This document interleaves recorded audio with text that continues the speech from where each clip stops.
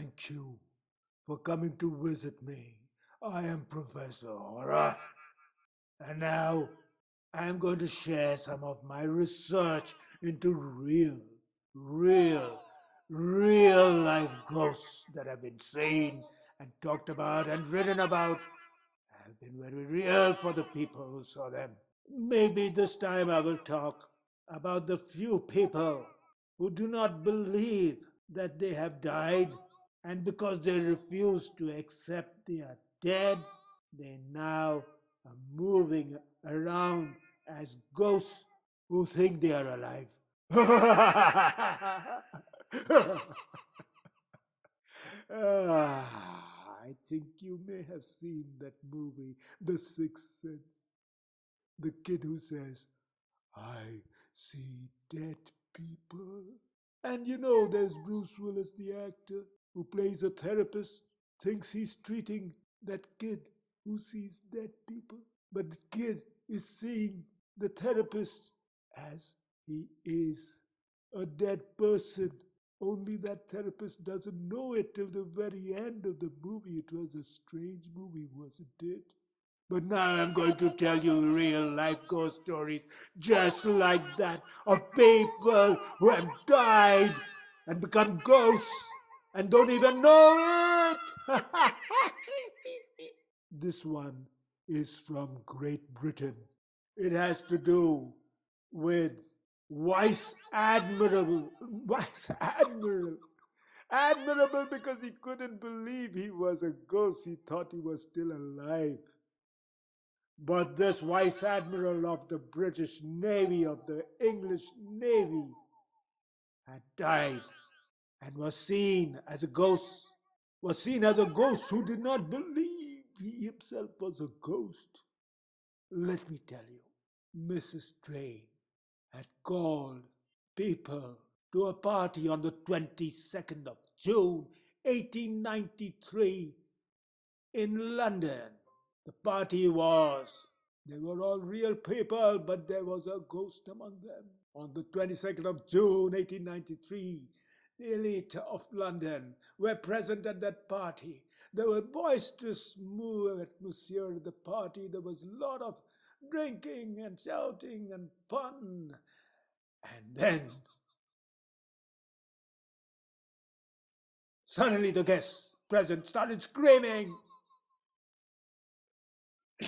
because they saw the dead man, Sir George Tryan, among them.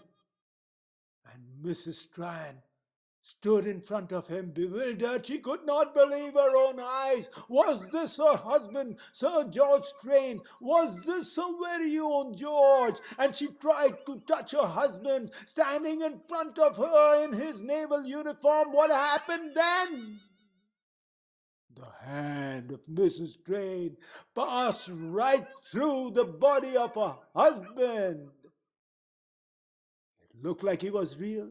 She was about to embrace him, and then it happened and just went through. And the guests who were staring at the sight were horrified and started running in all directions. There was screaming, all the laughter was gone, and there was sheer terror.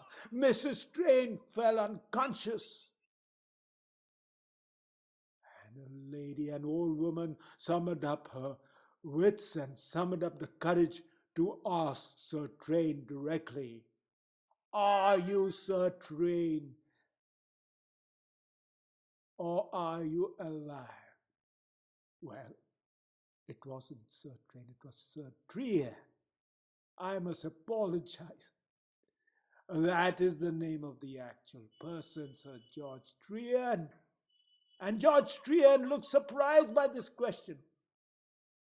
He didn't say a word, but he stared at the woman.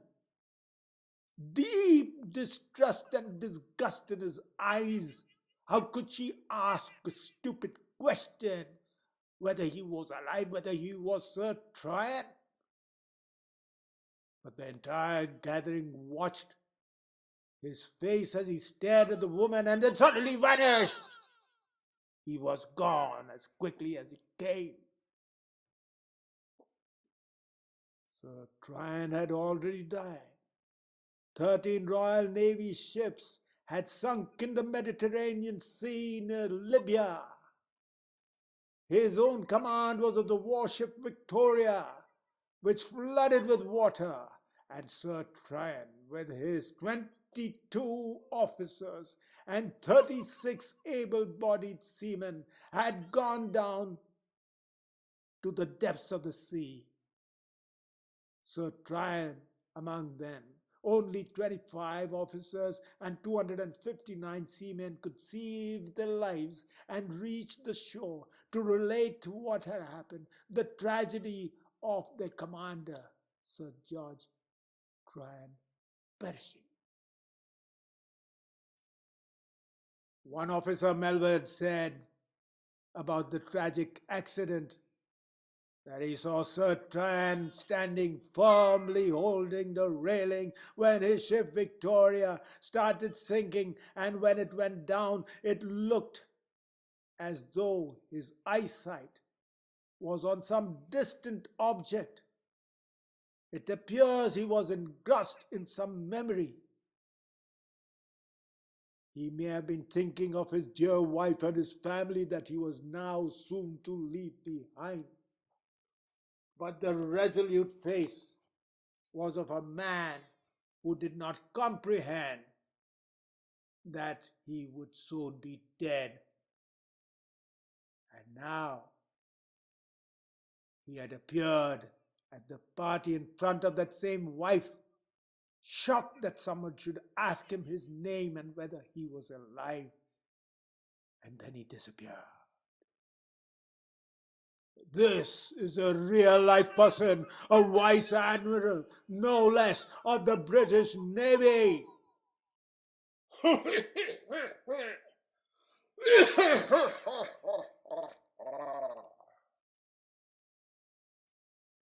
there was another incident where there is a family of the Bain Smith who purchased an old, dilapidated house, more than 100 years old, with all its fittings all ruined and rusted.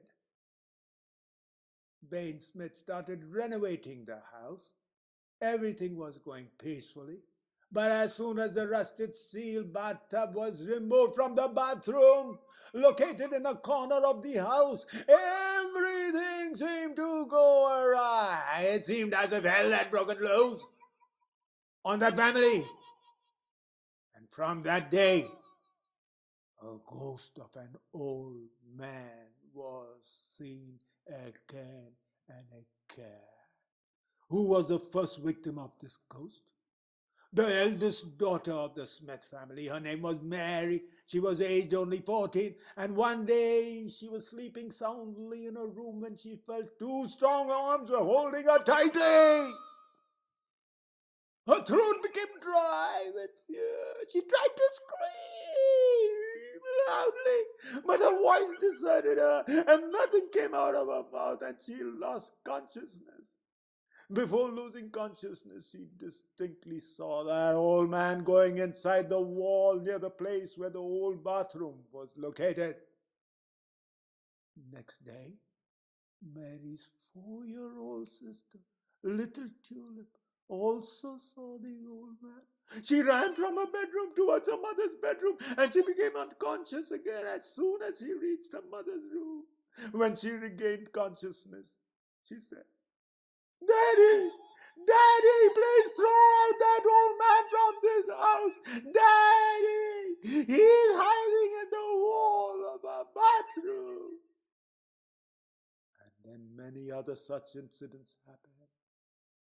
The Smith family got scared.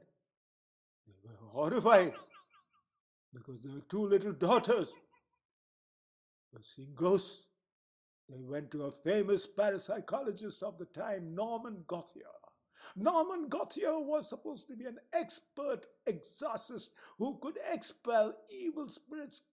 So Gauthier reached the house of the Smiths with 2 persons. One was a priest, and the other has acted as a medium for converting and contacting and conversing with the ghost.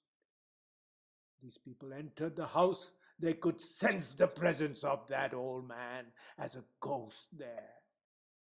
Gautier told Smith this ghost was that of an old man named Philip, who through the medium was saying he died at the age of 63 due to brain hemorrhage or heart attack or both.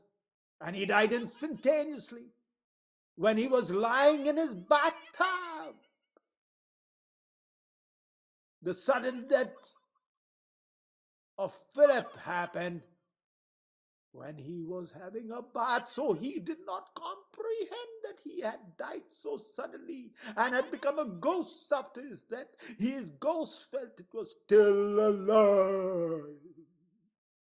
He did not know people had deserted the house because his ghost was haunting it for years, for years, for years. He had been wandering in this house from one room to another. And when the Smiths bought the house and started making changes, oh gosh, was he surprised and was he angry that he was disturbed and the bathtub was taken from the bathroom, the very bathtub he had died in.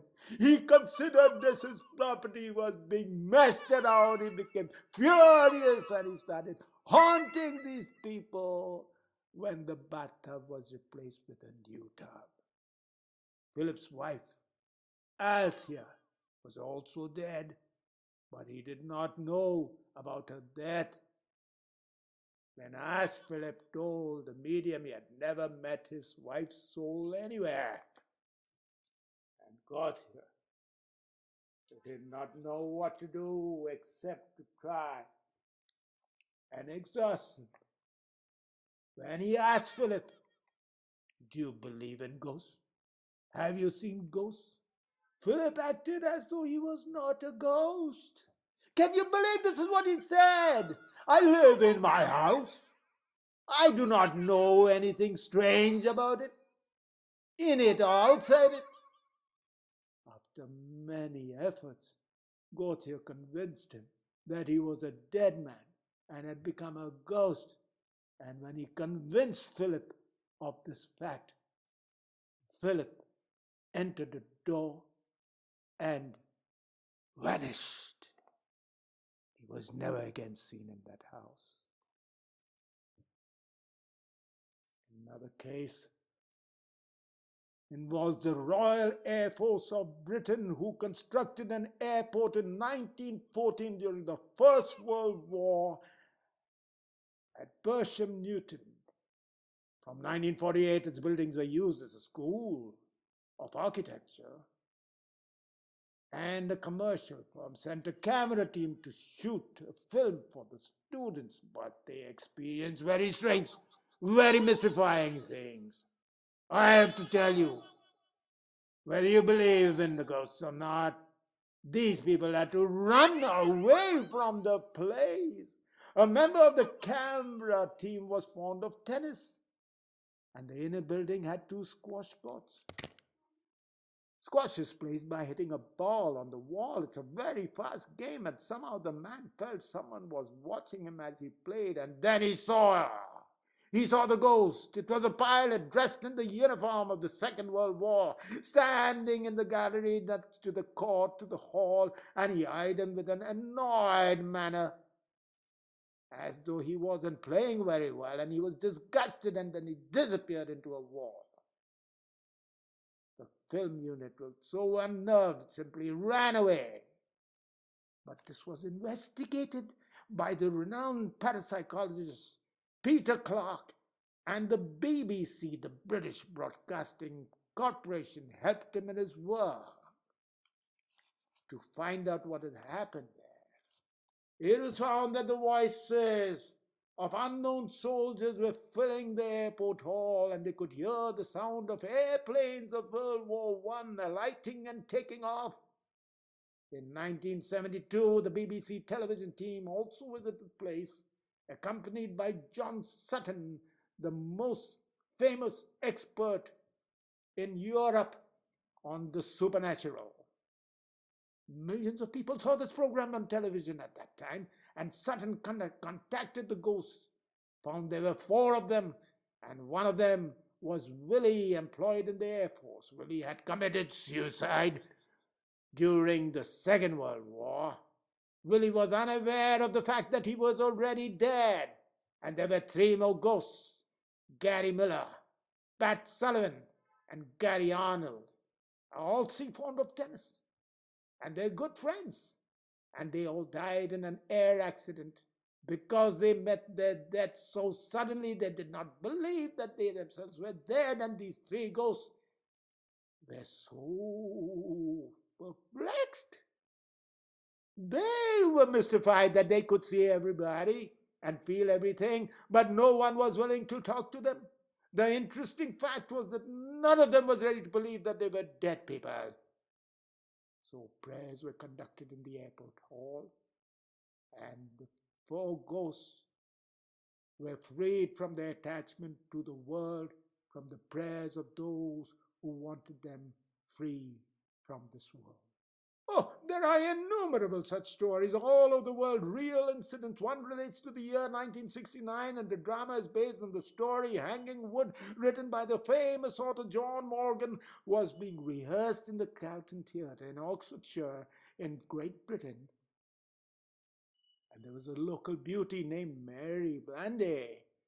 Mary had poisoned her father, and later she was sentenced to death for this crime. But as soon as the rehearsal started, a big mirror that was fixed so strongly to a corner of the roof fell and shattered to a million pieces. The lights of the hall came on, off and on and off, and doors started opening and closing of their own accord. All the actors were perplexed. They had come for a rehearsal. They were thinking of making some alternative arrangements. There was some movement behind the curtain, and before they could understand anything, the controversial actress of the story, the main character, Mary, who had been hanged in 1752, appeared right in front of them. Oh, there was silence. Mary visited the theatre at the time of the rehearsal and looked upon it with interest, but no one could know when she came and when she left. When one actor asked Mary, "Have you become a ghost?" Mary said nothing. She looked bewildered. She could not understand the question. She seemed sad that someone should ask her, "Are you real? Are you real? Are you a ghost?" Maybe she did not understand. Maybe she did not understand the difference between being alive and being dead. She had been sentenced to death for a crime, and she was still believing she was alive. But after the question was asked, she seemed to think about it, and then vanished and was seen no more. So there you go. The old man who did not believe he was dead. Mary, who had killed her own father. And Mary and her little sister Tulip, who saw the man in the bathroom. And Sir George Tryon of the British Royal Navy, who had gone down with his ship, the warship Victoria, which went down with 22 officers and 36 men, and Sir George Tryon. I will leave you now to ponder how you would feel if you extended your hand to touch a person and your hand passes right through that body. Ho, ho, ho, ho, ho. I can see you screaming. I can see you fleeing. Do you see dead people? I want you to subscribe to this channel, my channel, Professor Horror.